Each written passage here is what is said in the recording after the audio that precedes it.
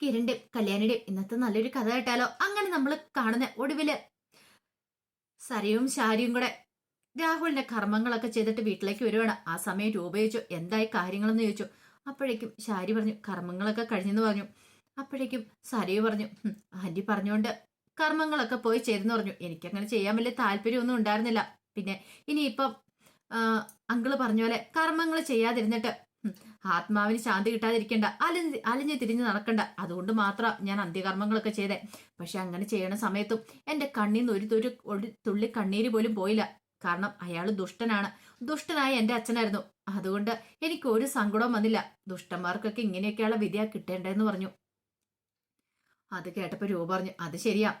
കാര്യം പറഞ്ഞ എന്റെ സഹോദരനൊക്കെ തന്നെയാണ്. പക്ഷെ അവനെ പോലൊരു ദുഷ്ടനെ എന്റെ ജീവിതത്തിൽ ഞാൻ കണ്ടിട്ടില്ല. അതുകൊണ്ടാണ് അവൻ മരിക്കണമെന്ന് ഞാൻ ആഗ്രഹിച്ചതെന്ന് പറഞ്ഞു. പിന്നീട് പറഞ്ഞു അല്ല നീ ഒരു മരണത്തിൽ പങ്കെടുത്തിട്ട് വന്നല്ലേ, പോയി കുളിച്ചിട്ട് വരാൻ പറഞ്ഞു. സരി പറഞ്ഞു ഏയ് ഞാൻ അകത്തേക്ക് കയറുന്നില്ല, ഞാൻ വീട്ടിലേക്ക് പോവാം. അവിടെ ഒരാളുണ്ടല്ലോ എന്റെ അമ്മ. ഇതൊക്കെ അറിഞ്ഞു കഴിയുമ്പത്തിന് ഭയങ്കര സന്തോഷമായിരിക്കും. എന്റെ അമ്മയുടെ ജീവിതം തല്ലിക്കെടുത്തിയ ആളല്ലേ ഇപ്പൊ പോയത്.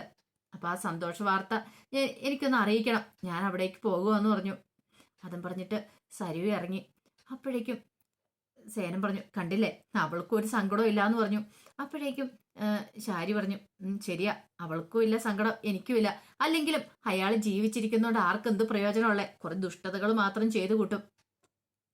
അതും പറഞ്ഞിട്ട് ശാരിയും കൂടെ അകത്തേക്ക് പോയി. ശാരി അകത്ത് കയറിയിട്ട് പൊട്ടിക്കരയുവാണ്. കാരണം ഇത്ര സമയം പിടിച്ചു നിന്നു. എത്രയാന്ന് പറഞ്ഞാലും ഭർത്താവല്ലേ. അപ്പം മരിച്ചു പോയപ്പോ ഭയങ്കര ഒരു വിഷമം ഉണ്ടായി.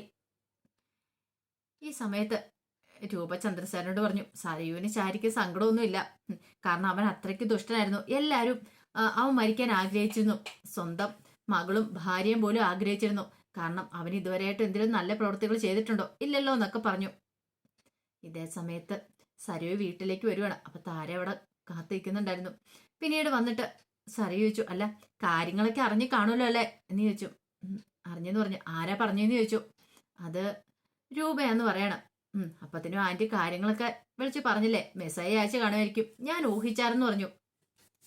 എനിക്ക് വേണ്ടിയിട്ടാ എന്റെ അച്ഛൻ മരിച്ചത്. ആ കല്യാണി ഇല്ലാതാക്കാൻ നോക്കിയത് എനിക്ക് വേണ്ടിയിട്ടാ. എന്നിട്ടാണ് അച്ഛന് ആ മൃഗങ്ങൾ കടിച്ചു കീറിക്കൊന്ന്. എനിക്ക് സഹിക്കാൻ പറ്റുന്നില്ല. നിങ്ങൾക്കിത് കേൾക്കും ഭയങ്കര സന്തോഷമായിരിക്കും. കാരണം നിങ്ങളുടെ ജീവിതം നശിപ്പിച്ച ആളല്ലേ. പക്ഷെ എനിക്ക് അങ്ങനെയല്ല. എനിക്ക് സങ്കടം എന്റെ അച്ഛൻ മരിച്ചതില്. എനിക്കൊരു ജീവിതം ഉണ്ടാക്കി തരാൻ വേണ്ടിയിട്ടാ അച്ഛൻ ഈ ക്രൂരകൃത്യം ചെയ്ത് കല്യാണി ഇല്ലാതാക്കാൻ ശ്രമിച്ചത്. കിരണിനെ സ്വന്തമാക്കാൻ വേണ്ടിയിട്ടാണ് ഞാനും ആഗ്രഹിച്ച ഒരു കാര്യം ഞാൻ ഉറപ്പിച്ചു. ഇനി എന്തൊക്കെ വന്നു പറഞ്ഞാലും കിരണിനെ ഞാൻ സ്വന്തമാക്കും. ആ കല്യാണി മരിക്കണമെന്നാണ് ഞാൻ ആഗ്രഹിക്കുന്നത്. ഇനി അവളെ കൊന്നിട്ടാണെങ്കിലും ഞാൻ കിരണിനെ സ്വന്തമാക്കുക തന്നെ ചെയ്യൂന്ന് പറഞ്ഞു. അതൊക്കെ കേട്ടപ്പോ താര വല്ലാതെ നിൽക്കുവാണ്. അപ്പോഴേക്ക് സരി പറഞ്ഞു എല്ലാ അച്ഛന്മാരെ പോലും ഒന്നും ആയിരുന്നില്ല എന്റെ അച്ഛൻ. ഞാൻ എന്ത് പറഞ്ഞാലും കുഞ്ഞുനാളിലെ മുതൽ എനിക്കത് നേടിത്തരുമായിരുന്നു. അതുപോലെ തന്നെയായിരുന്നു വളർന്നു വന്നപ്പോഴും. ഞാൻ എന്ത് ആഗ്രഹം പറഞ്ഞാലും അതൊക്കെ സാധിച്ചു തരും. ഇപ്പോഴും അതെ, എനിക്ക് വേണ്ടിയിട്ട് എന്റെ ആഗ്രഹം സാധിക്കാൻ വേണ്ട അച്ഛൻ സ്വയം ജീവൻ ബലി കൊടുത്തെ. അല്ലായിരുന്നെങ്കിലോ ഇങ്ങനൊന്നും സംഭവിക്കില്ലായിരുന്നു. അപ്പൊ അച്ഛൻ മരിച്ചു കഴിയുമ്പോൾ എനിക്ക് വേദനയുണ്ട്. എനിക്കെന്നല്ല എന്റെ അമ്മയ്ക്കും വേദനയുണ്ട്. എന്റെ അമ്മയെന്ന് പറഞ്ഞാൽ നിങ്ങളല്ല ഉദ്ദേശിച്ചേ, എന്റെ വളർത്തമ്മ. അവർക്ക് നല്ല വേദനയുണ്ട്. കാരണം ഇത്രയും വർഷക്കാലം എന്റെ അച്ഛനോടൊപ്പം കഴിഞ്ഞല്ലേ. പക്ഷെ അതൊന്നും അവർ പുറമെ കാണിക്കുന്നില്ലെന്ന് മാത്രം. ഒരു കാര്യം ഞാൻ ഉറപ്പിച്ചു, ഇനി ഞാൻ വെറുതെ വിളിക്കാൻ പോകുന്നില്ല. നിങ്ങൾക്ക് എന്നോട് സ്നേഹം ഉണ്ടെങ്കിൽ നിങ്ങൾ ഒരു കാര്യം ചെയ്യണം. ഈ കാര്യങ്ങളൊന്നും ആരോടും പറയാൻ പോകരുത്. എനിക്കൊരു കാര്യം ഉറപ്പാ, നിങ്ങൾക്ക് എന്നോട് സ്നേഹമുണ്ട്. അതുകൊണ്ടാണല്ലോ എന്റെ മനസ്സിൽ എന്താ ഏതാണെന്നൊന്നും നിങ്ങൾ ആരോടും പറയാതിരുന്നേ. ഒരു പക്ഷേങ്കില് നിങ്ങൾക്ക് എന്നോട് സ്നേഹം ഇല്ലായിരുന്നെങ്കിൽ നിങ്ങൾ ഈ കാര്യങ്ങളൊക്കെ എല്ലാവരുടെയും വിളിച്ചു പറഞ്ഞുതരാം. പിന്നെ എപ്പോഴേലും ഈ കാര്യങ്ങളൊക്കെ കിരണും അവരൊക്കെ അറിഞ്ഞിട്ടുണ്ടെങ്കിൽ എന്റെ കുഞ്ഞിന്റെ കാര്യം എന്താവുമെന്ന് എനിക്കറിയാം. ഇത്രയും കാലം എന്നെ സംരക്ഷിച്ച അവരാണ്. പക്ഷെ ആ സംരക്ഷണം ഇല്ലാതാവും. അങ്ങനെ വന്നിട്ടുണ്ടെങ്കിൽ ഞാൻ ചില തീരുമാനങ്ങളൊക്കെ എടുത്തിട്ടുണ്ട്. എന്റെ കുഞ്ഞിനോടൊക്കെ അവർക്ക് സ്നേഹമാണ്. പക്ഷെ ഞാൻ ചെയ്യുന്ന കൊള്ളരുതായ്മകൾ അറിഞ്ഞിട്ടുണ്ടെങ്കിൽ എന്റെ കുഞ്ഞിനെ പോലും അവർ ചിലപ്പോൾ വെറുത്തെന്ന് വരും. അങ്ങനെയാണെങ്കിൽ ഞാനും എന്റെ കുഞ്ഞും എന്റെ അച്ഛൻ പോയ വഴിക്കേ പോകത്തുള്ളൂ. അത് ഞാനൊരു തീരുമാനം എടുത്തു തന്നെയാ. അതും പറഞ്ഞിട്ട് സരിയും അങ്ങോട്ട് കയറിപ്പോയി. ആ സമയം താരയ്ക്ക് ഭയങ്കര വിഷമമായി. എന്ത് ചെയ്യാനായിട്ടാ, തന്റെ മോളോട് തനിക്ക് സ്നേഹമുണ്ട് എന്നും പറഞ്ഞാലും അവള് ചെയ്യുന്ന കൊള്ളരുതായ്മകള് അത് സഹിക്കാൻ പറ്റുന്നതിലപ്പുറമാന്ന് താരയ്ക്കറിയായിരുന്നു. ഇതേ സമയത്ത് ജയിലില് ഓരോ ജോലികളൊക്കെ ചെയ്തുകൊണ്ടിരിക്കുകയാണ് വിക്രമും മനോഹറും ഒക്കെ. ആ സമയത്ത് വിക്രത്തിന്റെ അടുത്തേക്ക് മനോഹർ വന്നിട്ട് ചോദിച്ചു എന്ന് വരൂടാ ഇവിടുന്ന് പുറത്തേക്ക് പോയ ആളെന്ന് ചോദിച്ചു. വരൂടാ, നിന്റെ 16 അടിയന്തരത്തിന് വരുമെന്ന് പറഞ്ഞു മനോഹറിനോട്. അത് കേട്ട് കഴിഞ്ഞപ്പോഴത്തേനും മനോഹർ പറഞ്ഞു പിന്നെ ഭാര്യം പോലും എപ്പോ വന്നെന്ന് ചോദിച്ചാൽ മതി. നീ കൂടുതലൊന്നും ആളാവണ്ടടാ. ദേ അങ്കിളൊന്ന് തിരികെ വന്നോട്ടെ. അത് മാത്രമല്ല, പിന്നെ വേറൊരാൾ ഇവിടുന്ന് പോയിട്ടുണ്ടായിരുന്നല്ലോ, ഗംഗേട്ടനും കൂടെ തിരികെ വന്നിട്ടുണ്ടെങ്കിൽ നിന്റെ അഭ്യാസമൊന്നും നടക്കില്ലട മനോഹരെ. നിന്നെ ചുരുട്ടിക്കൂട്ടും. നിന്റെ കണ്ടു 16 അടിയന്തരം നടത്തൂന്ന് പറഞ്ഞു. ഈ സമയത്താണ് അവിടേക്ക് വാർഡൻ വരുന്നത്. നടത്തൂടാ, 16 അടിയന്തരം ഒക്കെ നടത്തും, പക്ഷെ ഇവന്റെ അല്ലാന്ന് പറഞ്ഞു. ദേ ഇവിടുന്ന് ഒരുത്തം പോയിട്ടുണ്ടല്ലോ, അവന്റെ 16 അടിയന്തരം എന്ന് പറഞ്ഞു. അത് കേട്ടുകഴിഞ്ഞപ്പോഴത്തേനും മനോഹറും വിക്രവും ഞെട്ടി. അപ്പോഴേക്കും വിക്രം ചോദിച്ചു, അല്ല ആരുടെ കാര്യം സാറേ പറയണേന്ന് ചോദിച്ചു. ആ സമയം വാർഡൻ പറഞ്ഞു, അതെ 2 പേര് പോയിട്ടുണ്ടായിരുന്നല്ലോ, അതിൽ ഒരുത്തനെ കുറിച്ചൊരു വിവരമില്ല. ആ ഗംഗാപ്രസാദിനെ കുറിച്ച് അവന്റെ ബോഡി ഒന്നും കിട്ടിയിട്ടുമില്ല. പക്ഷേ എങ്കില് വേറൊരാളുടെ കിട്ടിയെന്ന് പറഞ്ഞു. ആ രാഹുലിന്റെ. രാഹുലങ്ങളുടെയോ? വിക്രത്തിന് വിശ്വസിക്കാൻ പോലും പറ്റിയില്ല. അതേടാ, അവന്റെ ബോഡിയുടെ കാര്യം പറയുന്നേ. കൊടും കാട്ടിക്കിടന്നാ കിട്ടിയത്. മൃഗങ്ങളൊക്കെ കടിച്ചു കീറി തിന്ന അവസ്ഥയിലായിരുന്നു. പിന്നെ തലയോട്ടിയും കുറച്ച് എല്ലും മുട്ടിയൊക്കെ കിട്ടിയുള്ളൂ. അവനാന്ന് തിരിച്ചറിഞ്ഞ് അവന്റെ അടുത്തുനിന്ന് കിട്ടിയ പേഴ്സ് തിന്ന. അത് മാത്രമല്ല മോതിരവും വാച്ചും ഒക്കെ അതൊക്കെ കണ്ടു കഴിഞ്ഞപ്പോ തിരിച്ചറിഞ്ഞെന്ന് പറഞ്ഞു. അവനെ കൊണ്ടേ അടക്കം ചെയ്തെന്ന് പറഞ്ഞു. അത് കേട്ടുകഴിഞ്ഞപ്പോ വല്ലാത്തൊരു ഞെട്ടലായിരുന്നു വിക്രത്തിന്. അത് കേട്ടുകഴിഞ്ഞ പക്ഷെ മനോഹറിന് സന്തോഷമുള്ള കാര്യമായിരുന്നു. ഈ സമയത്ത് മനോഹർ പറഞ്ഞു, സാറേ അത് തന്നെ വേണം. അത്രയ്ക്ക് ദുഷ്ടനാ. ആ കല്യാണി മാഡത്തിനെ കൊല്ലാൻ നോക്കിയിട്ട് പോയതല്ലേ. എത്ര പാവമായിരുന്നു. പാവോ മിണ്ടരുതെന്ന് പറഞ്ഞു വിക്രം. ഒന്ന് പോടാ, നിന്റെ പെങ്ങളല്ലേ, എന്നിട്ടാണ്ടാ നീ ഇങ്ങനെ പറയണെന്നൊക്കെ ചോദിച്ചു. ആ സമയത്ത് വാർഡൻ പറഞ്ഞു, പിന്നെ ആ ഗംഗാപ്രസാദ് എന്ന് പറയുന്ന ഒരുത്തൻ, അവന്റെ തിരോധാനവുമായിട്ട് ബന്ധപ്പെട്ട അന്വേഷണം ഇപ്പോഴും നടക്കുന്നുണ്ട്. ഒരു വിവരവും കിട്ടിയിട്ടില്ല. ആ CA മാർട്ടിയാണ് കേസ് ഏറ്റെടുത്തിരിക്കുന്നത്. അങ്ങേർക്ക് എന്തിന്റെ കേടാന്ന് അറിയത്തില്ല. പിന്നെ അങ്ങേർക്ക് ഇങ്ങനെയുള്ള കേസുകളൊക്കെ അന്വേഷിച്ച് തെളിയിക്കാൻ ഭയങ്കര മിടുക്ക. അങ്ങേര് അതിനെക്കുറിച്ച് അന്വേഷിച്ചോണ്ടിരിക്കുമെന്ന് പറഞ്ഞു. അപ്പോഴേക്കും മനോഹറിന്റെ മുഖമൊക്കെ ഒന്ന് താണു. പിന്നീട് പറഞ്ഞു, എടാ ഇനി അറിയാലോ, നിങ്ങൾ 3 പേരും കൂടെ കിടന്ന് ഇവിടെ കിടന്ന് വഴക്കും പ്രശ്നങ്ങളും ഉണ്ടായിക്കൊണ്ടിരുന്നേ. ഞങ്ങൾക്ക് ഒരു തലവേദനയും കൂടെ ഒഴിഞ്ഞു കിട്ടിയെന്ന് പറഞ്ഞു.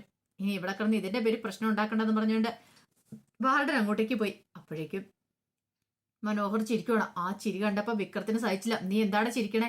ഞാൻ ചിരിക്കൂടാ, കാരണം അത്രയ്ക്കൊരു ദുഷ്ടനായിരുന്നു അയാളെന്ന് പറഞ്ഞു. അപ്പോഴേക്കും ഒരു സഹതടവുകാരൻ വന്നിട്ട് പറഞ്ഞു, ഒന്നുമല്ലേലും ഇവിടെ കുറച്ചുനാൾ ഉണ്ടായിരുന്നല്ലേ, അയാൾ മരിച്ചു കഴിയുമ്പോഴത്തേനും നമ്മൾ സന്തോഷിക്കേണ്ട കാര്യമുണ്ടോന്ന് ചോദിച്ചു. മനോഹർ പറഞ്ഞു, സന്തോഷിക്കും ചേട്ടാ, കാരണം അയാൾ വെറുതെ ഒന്നുമല്ലോ. അയാള് മരിച്ചിട്ടുണ്ടെങ്കിൽ അതിന് വ്യക്തമായ കാരണമുണ്ട്. അയാളുടെ ദുഷ്ടതകൾക്കുള്ള കൂലി അയാൾക്ക് കിട്ടിയിരിക്കണേന്ന് പറഞ്ഞു. അയാൾ മരിക്കേണ്ടവൻ തന്നെയായിരുന്നു പറഞ്ഞു. വിക്രം പറഞ്ഞു, ഇനിയെ ശരിയാക്കും, ഇങ്ങോട്ട് വാടാന്ന് പറഞ്ഞു.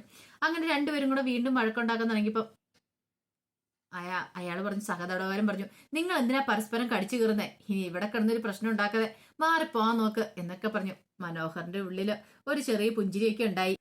ഇതേ സമയത്ത് CI SIനെ വിളിച്ചു. അങ്ങനെ SI വന്നു കഴിഞ്ഞപ്പോ CI പറഞ്ഞു, ആ രാഹുല് അയാളുടെ മനത്തിൽ ദുരൂഹതകളുണ്ട്. പക്ഷേങ്കില് ഇപ്പൊ നമുക്ക് അതിന്റെ പിന്നാലെ പോകാനായിട്ട് പറ്റില്ല. കാരണം അയാൾക്കെതിരെ തെളിവുകളും കാര്യങ്ങളും ഒന്നും കിട്ടിയിട്ടില്ല. അയാളെ ആരെങ്കിലും കൊന്നാന്നുള്ള കാര്യം മൃഗങ്ങളുടെ മുന്നിലേക്ക് അയാളെ മിക്കവാറും ആരെങ്കിലും കൊണ്ടുവന്ന് ഇട്ട് കൊടുത്തായിരിക്കും.